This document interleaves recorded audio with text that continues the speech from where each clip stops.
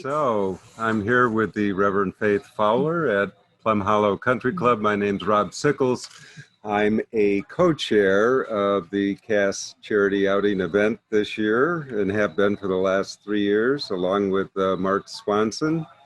And first, I want to thank everyone for participating today. It was a beautiful day. The course was in great shape, and I certainly hope everyone enjoyed themselves greatly. I can tell you that back in March and April and May, when we were deciding whether to put on an event, we were very skeptical that we would be able to do it. And so we went to Reverend Fowler and asked her for her thoughts about whether we could pull this off. And she just asked us to do the best we can. And she wanted everyone to know that we're still all alive and well and working hard at Cass. So I want to thank all the many sponsors we had. We just never envisioned that we'd have this many sponsors and this many golfers. Yeah. We had over 120 golfers today, and the play was very brisk, and hopefully everybody had a great time. So the sponsors, I don't know if you can see this, but I want to thank these sponsors, Rob Sickles, me, and Summer Schwartz, being an Eagle sponsor, Epitech. Mark Ruma did a tremendous job. He brought 4 foursomes today, and they were an Eagle sponsor. And then we have an anonymous Black Lives Matter sponsor, the Birdie sponsors, Ogletree and Dinkins, Bodman, the Cochrane Foundation, GM Financial, the PAR sponsors, too many to enumerate here, and the whole sponsors as well. Thank you all. I don't know if you can see this well, but I want to thank heartily all the sponsors. And we also have another set of sponsors here. Again, thanks to all the companies and individuals who participated this year and supported this great event. I need to announce all of the winners this year. There is a controversy over who actually won. Hello. I'll tell you why we have this controversy. Mark Swanson, technically, his group was the winner with a low score of 52. But because Mark is so involved in this outing, I kind of wonder whether it wouldn't be more fair to declare the second group who had the best score, the next best score, of Roger Walcott, Steve Peterson, Galen Curtis, and Brian Walcott. We'll submit that to a committee determination, and we will announce via email who is the real winner. All right. So we have the longest drive. Let me find it here. Winners. And the longest drive winners who get a gift certificate, which will be mailed.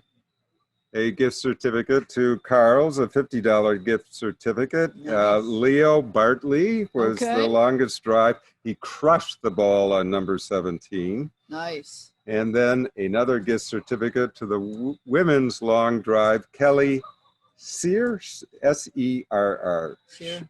Sear? Okay. And we will mail this gift certificate to you. The closest to the flag winner is the woman's winner, and we have a box of balls that we will send to Elaine Taylor, who is very close to the pin on number 14, and the men's closest to the pin on number 14, which I think was 4 foot 5 inches, is Chris Mikula, M-I-K-U-L-A. Nice. Okay, So I also need to announce some raffle winners. The 50/50 raffle winner is Mark. And we have your phone number, Mark, and we will find you. And you are the 50/50 winner. Very good. And the the winner of the 2CAS Green Industries Adirondack style chairs is Mike. That was Mark. This is Mike. And we have your phone number. Not quite sure how we're going to get the chairs to you, but we'll make arrangements for you to pick them up, or we'll deliver them. I guess that's all I have. I now would like to turn this over to Reverend Faith Fowler, who needs absolutely no introduction, so I'm not going to give one. But please take it away. Thank you, Rob and Mark and Marcy and the committee. He's absolutely right. We debated whether or not we would have a golf outing at all, given all the restrictions about social distancing and masking and how to keep people safe. Like, forgive me for 1 second. We have some people who are trying to join on. You can admit all. Yeah, I just did. Okay. Here they come. Welcome, Dr. Smith and Miss Perrin Reynolds. Glad to have you. Sorry we made you wait. We're not quite used to doing this. At any rate, I was saying we struggled initially about whether or not to conduct even the golf outing. The truth is, fundraising at this time in this place is difficult. And yet the need for dollars is more intense than ever before because the demand for services have been increased, as you might expect. Diane. So since, since the beginning of the pandemic in March, things at CAS have changed significantly. We've had to close down our activity center, but even more than that, we started delivering food to people who were homebound and under quarantine, or homebound and didn't have transportation. So in addition to the people eating at CAS, the 700,000 meals we serve every year, we began serving a couple hundred extra families every single week since March. And I don't know when that will stop, quite frankly, because people have lost jobs, people have closed businesses, people have had hours cut, and people have been quarantined because they've been sick or they suspect they're sick.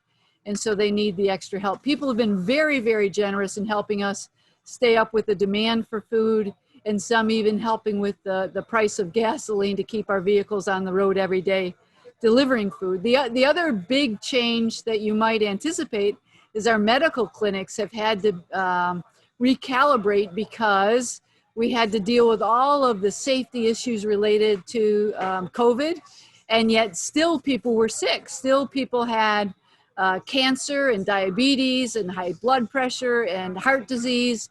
And so we needed to be able to service them in a safe way. And by the way, most of them were afraid to go to the hospitals for long periods of time because the hospitals were preoccupied with people who had been infected with the virus. The last way, and probably the most significant way we've been challenged in the last few months, is with the homeless. I think most of you know that we house 300 homeless men, women, and children a night, every single night, unless, by the way, it's the middle of the winter when we exceed our capacity. And what that's meant is that what we did here today on the course in terms of staggering starts and ensuring that people had masks and giving you hand sanitizer in what looked like vodka bottles, we've had to try and socially distance and take those precautions in the shelters, and it's been near impossible. I mean, it wasn't good before the pandemic because we had 50 people in a room, 50 people in a bathroom, 50 people in a sleeping room, 50 people in a dining room. But during the pandemic, keeping 6 feet distance, and by the way, initially just having the PPE for people to have masks was impossible. And so we're struggling. Our board and our staff have been struggling about how we can keep people not only under a roof going forward, because everyone's predicting we're not done with this virus and it may come back with a vengeance. The surge may be on us again. The staff was very heroic at CAS and trying to keep people safe and indeed keeping people safe. There are 10 shelters in the city of Detroit. At one point in May, there were 96 people with the virus and only one of them was at CAS. So it gives you an idea of how strict and serious we were of keeping folks who are very vulnerable to begin with from getting the disease. But I want you to think a minute about what it would be like to live in a very crowded situation like we have in our shelters. And then when we come back after a video, I'll tell you a little bit about what your dollars are helping us set up to do. So Spencer, if you'd start the video.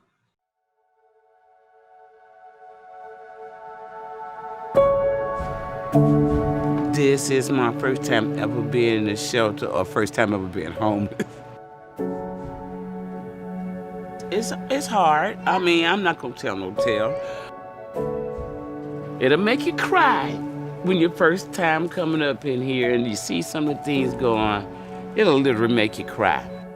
Sometimes it's just like chaos in here, and if a person walks to the door who's never been in a shelter before and they see the bags of clothing along with the people, a lot of times they just turn around and walk out.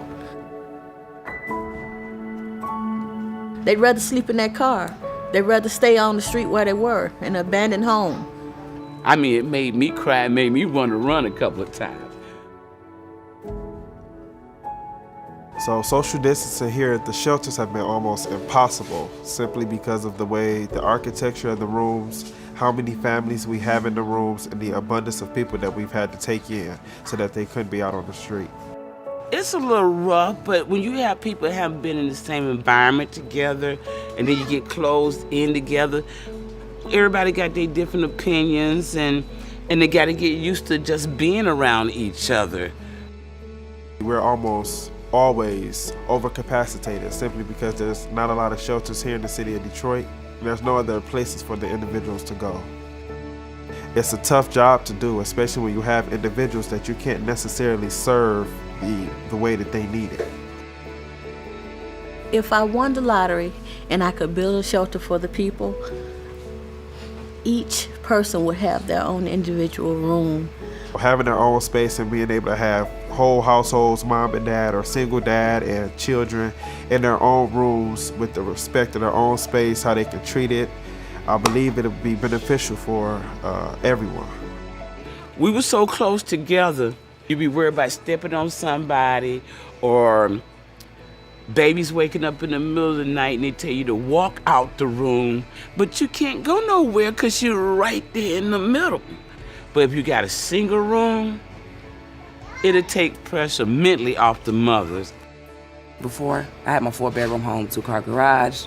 First time on my own out of my mother's nest, that was the best days of your life.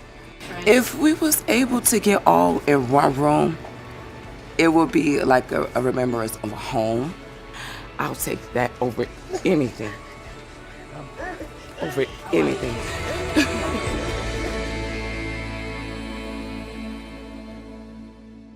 I'll try and sum it up, where some of the staff and some of the residents from the family shelter explaining how hard it is to live in community where there is no privacy, not to parent, not to sleep or try and sleep when other people are sick or coughing or loud, or how to have the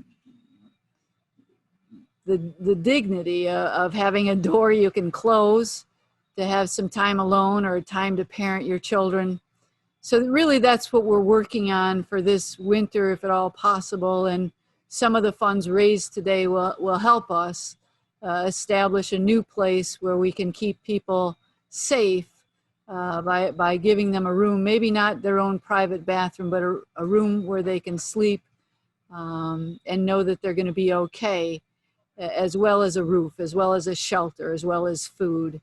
And for that, I can't thank you enough. The one woman talks about, well, if I could win the lottery. I don't ever dream about winning the lottery.